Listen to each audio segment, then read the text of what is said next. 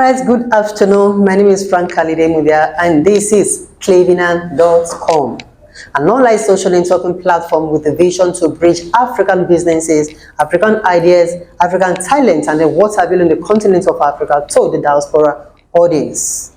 All right, I'm still with the Managing Director, CEO of Excel and Grace Consultancy in the city of Port Harcourt, Rivers State, Nigeria. And then we'll be discussing extensively on his brand, his company, and what they are into. Mr. Erewele, you're welcome to the program. Thank you very much for having me once again. All right. Now, let's get to your introduction. Who is Dr. Festus Odigie Erewele? Okay, so Dr. Festus Odigie Erewele is a business consultant who is in the business of other people's business, trying to see how to model them to optimum performance. We make common people do uncommon things using international standard and help them meet or surpass their expectations in business. We found out majorly that in Nigeria and in some other parts of Africa that people cannot separate themselves from their businesses, and that's a major problem. And so when we started trying to teach this, it wasn't easily taken in, but over time, in the last 10 years, we've been able to create an inroad, and a meaningful one at that, to letting people know that they are different from their business, and that their businesses can actually run without them. And that's basically what we do in the world of business consulting. Okay, when you were doing the intro, you did mention of helping people build their businesses, right? So what do you really mean by that? Is it that you take people's business and they work with it, or how do you reconcile that? Okay, so helping people build their business is telling us that we bring structure into the business. We bring meaning into the business. So you see a high-rise building of about 30 floors, and the things that are holding it are not the things that are fanciful that you see. They are so much that have gone underground. Yes, the foundation of that building. You have so many rods, you have rocks, you have pillars, you have so many things not visible. And that's how it is with businesses. Not until structures are in place and processes to run businesses will never achieve their full potentials. And this is what we bring to the knowledge of the business owners, so that they get to understand the do's and the don'ts in business. When you talk about the business owners now, are you talking about the business owners in Nigeria, in Africa alone, or is there a correspondence between the Nigerian businessman and then the one in diaspora? Do you work with both? How does that come to play? Great. So we work with businesses, and then we have the local businessmen and women, and then we have those in diaspora. Now, because we work with businesses, we work with those in Nigeria and those outside Nigeria. Now, many of them in Nigeria, we discovered that because of the need for legacy business, to become an empire builder, we have to teach them some of the rudimentary that they need to know in business. Now, for those who are outside Nigeria, we've come to know, and we've become big on this recently because of this Japa and relocation syndrome. Now, because the business environment has been a little bit hard, and many people were thinking or winding down their businesses and relocating, we decided to create a cushion for this set of people who still had instinct of love for their mother or their father's land, and still want to be able to live the good life that Nigeria wasn't offering them.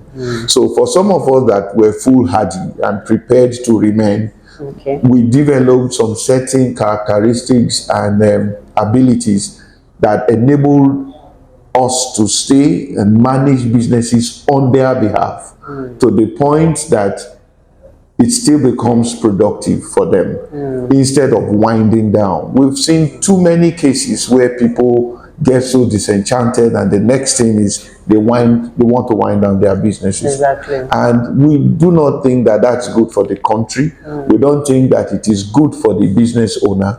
And so to be able to do the right thing, someone has to take the fall. Taking the fall is now building a bridge that is mutually beneficial to the country, because it's a source of employment, it's a source of economic growth and things like that. While the man or the woman who is abroad still believes and knows, not just having the belief, is aware and assured that the business, her business or his business in Nigeria is thriving. And we are the managers of such businesses. And some are going very well with us currently.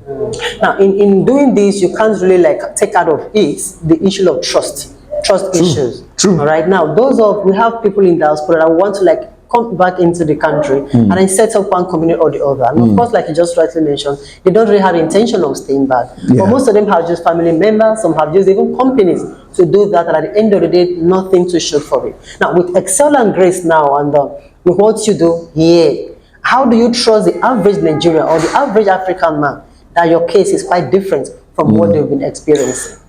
Very good question. And I had one author, I've forgotten his name now, whether it's James Clear or Crasser, who said, if there is no trust, there is no relationship. Exactly. And if there is no relationship, there is no business.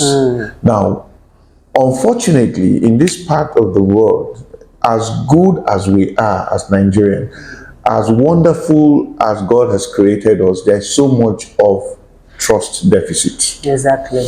And trust has become a scarce commodity as a result of the hardship, not necessarily because it is innate in us, but because it has become an acquired vice for survival. And this is completely not even excusable. To be able to make sure that we maintain relevance, especially in business, we've done this consistently for about 18 years. Okay. Now, staying in business and doing this thing for 18 years, that was a long time. It's a long time that has built trust for the company. Now, Excel and Grace has taken up that responsibility to say, you know what, we can undertake this for you. Okay. And we have done it not once, not twice. Okay. You can trust us because we've built a lot of equities that people can look at, and a heritage of excellence over a period of time to say, we can trust these people. We've worked across different industries. We've delivered on so many parameters that have been set for us by our brothers in the diaspora. Now, what does it even take?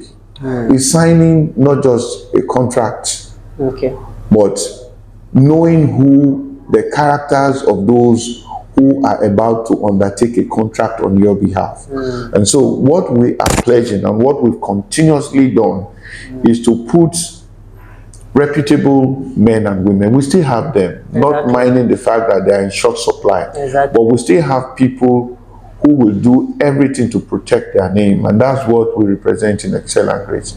We undertake that task. We help you build your company. We bring it to a point that if you want to take it over, you take it over seamlessly. It still does not take away the ability for us to work as just monitors or anything. And this is done on a reasonable rate or percentages without necessarily becoming directors or co-owners of that business. Is that right? And in the course of your discussion, you actually made mention of my next question, but somehow I still have to like take it as a question. Please do. Right? All right. So now the criteria for working with you or for you coming into somebody's business, what are the criteria? Now, if you have a business that is not performing optimally, or that is performing or not really giving you the desired expectations of growth, and you believe that you want it to be taken over by someone else, and that's contract management that I say we do. We come and x-ray the business. We do a full diagnosis of the business, of the owner, and of the staff, because definitely most of these businesses have staff. So when we do this 360-degree appraisal of business, we'll sit down and tell you what the issues are now, and tell you exactly the way and the direction we want to go. Because we cannot even create a contract if we have not come to know each other. If we have not done a diagnosis of each other. Because as I'm finding out about you and the business, we expect that you should be able to do the same on us. So when we come to a place of compromise or a place of agreement, we can draw up a contract and tell us the do's and the don'ts, and then we work according to those terms of contracts and then deliver. Sometimes they are renewable, depending on how comfortable either of the party. Okay, yes. So I thank you so much. And I'd like to bring this question in. The President's Bola Ahmed Tinubu's Renewed Hope policy. Yeah. Right. You know, we had a chat earlier and you did mention that 98% of Nigerians do not really know how this policy affects their business. I'd like you to like throw more light on that. So how does this policy, the Renewed Hope policy, how does it affect businesses in Nigeria? Okay, let's talk about it in the terms of importation, because like we said earlier, we don't really have anything to export. We don't have anything to export. So how does it affect businesses in Nigeria, those in Nigeria, and then those that are into importation as well? Okay, so the Renewed Hope budget and the different policy statements that the current administration has made is supposed to give hope. In fact, and like he rightly said, renewed hope, meaning that there was a place of hopelessness before. And so they came up with a budget of about 27.8 trillion or something thereabout. And then it was broken down into different segments and sectors. What should come to agri, what should go to education, what should come to budget, and to infrastructures, and so many other things. Now, what I am saying, and the chat we had earlier on, was that many business owners do not even understand how some of these budgets affect their businesses and whether it builds hope for them or not. And we are saying that in my company, in Excel and Grace, every of these exogenous factor has a direct or indirect relationship on the business. And this is what we will help to bring to bear. If you are in manufacturing, for instance, like in Nigeria, you are in production, we know very well that the huge problem you have is power. Exactly. 70% of most of the operational costs goes into generating power. Exactly. Now, if that is true, and some of the raw materials are also imported, that already brings to almost a halt your ability to do business. Why? Because of the foreign exchange. And that was where we went to the issue of what does Nigeria really export? Significantly just crude oil. It's pathetic, and that's why we are not able to perform or participate effectively in the African continental trade initiative that is taking the entire Africa by storm currently, and Nigeria is not doing anything because there is trade deficit every time. And we are chasing dollar now. It's about 1,480 something naira, and there is no hope. I don't see anything that will bring a trade balance in the immediate future that we can use to fight against the downfall of the Nigerian naira. Unless we start doing more of export. Until we start doing more of export, and the nearest opportunity we have as a country is through agriculture. Exactly. But how can we do agriculture when there are no farmers? Exactly. And this is not to say we don't have people who are interested in farming, but we have people who have become highly demotivated to go into farming because of insecurity. Exactly. So people cannot till the land because you don't know what next will happen when you are in the farm. And those who have managed to even do anything, they've lost their crops to the Fulani cattle rearers and others who destroy their farms and things like that. So it's a pathetic situation. Two things Nigeria need to fix now to encourage productivity would be security and power problem. If they can fix this issue as quickly as possible, there will be a glimmer of hope.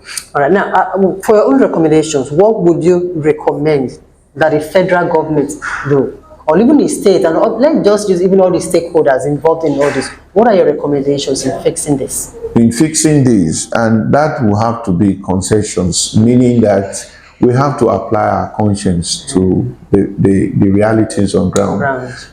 And applying our conscience to it means that we tell ourselves the truth. Nigerians are not lazy people. Exactly. And they are one of the most gifted people on the face of the earth. That's true. Not just the people, we have the vast majority of land, arable land, rainforest, huge land that are uncultivated. Exactly. Natural resources. Natural resources are abound in everywhere in this country. But the only thing we have as a problem is leadership. And if leaders can sincerely tell themselves the truth to say, let's begin to do the right things, put the right measures in place, and encourage those who are ready to work, things will begin to work well. Things will begin to work well. And what are some of those things? Federal government should try as much as possible to tackle the issue of insecurity. You can't say that too many times. It can't be too much to say. If the issue of insecurity is tackled, people will be able to move about freely. People will be able, and once people begin to move about freely, the economy ordinarily will begin to grow. Good. The next thing, government, if they are sincere, will be to make power available. And I don't know how difficult it is to make power, to achieve that, to make power available. Once the power issue is resolved, security is resolved, I am very sure, pretty sure, that the economy will jumpstart by more than 20% from its current position. What we have now. What we have now. Is all right. Thank you so much, Dr. Festus. And before we conclude this section, I'd just like to ask you one more question, and which is, what is that peculiar thing about Excel and Grace? That peculiar thing. That peculiar thing about Excel and Grace is that we make common people, common companies, common businesses to do uncommon things. Wow, that's great. With the power of God. With the power of God helping us, and you working with us with all sense of determination to succeed. And trusting you to do that. Yes.